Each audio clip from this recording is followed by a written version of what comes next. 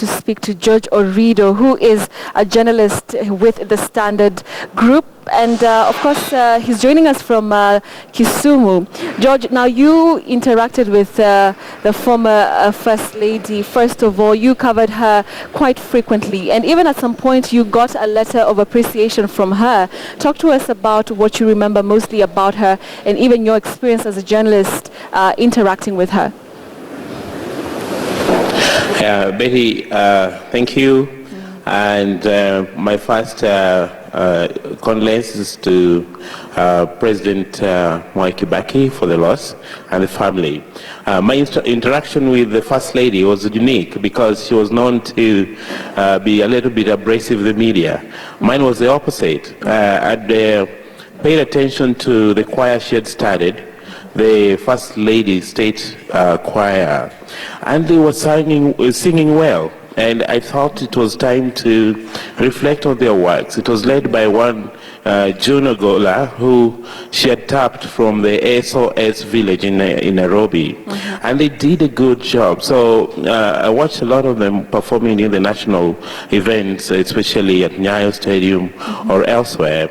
And now we looked at this music and we realized that it's one of the few mm-hmm. government-sponsored choral groups that did not sing propaganda or matters political. Yes. They restricted the music to spiritual songs, and when I wrote this story, she was very happy. Mm-hmm. She not only wrote me a letter of appreciation, a long one at that, and signed by her, she also wrote a letter to the editor, actually making those appreciation, words of appreciation public.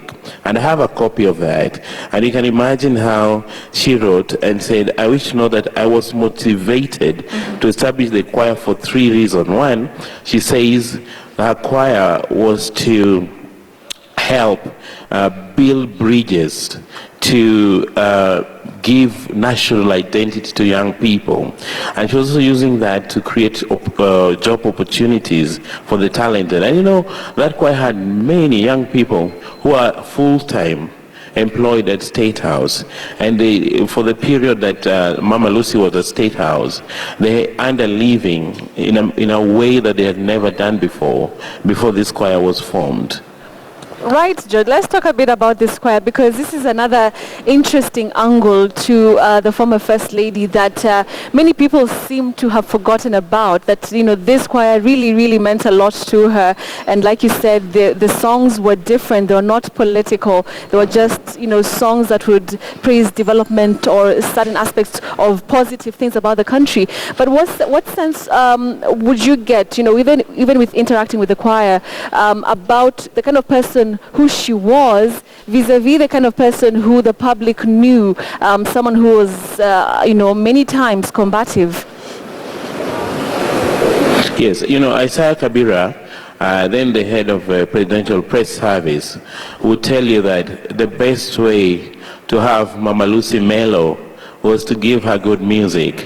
Okay. And Isaiah told me, when he called me, that you know, the first time he called me, and he told me that Mama Lucy was looking for me. First of all, the reaction was shock. You know, I was like, what have I done? And he told me, no, take it easy. She's very, very pleased. She's very happy with you, and she wants you to come to State House so he can just give you a word of thank you.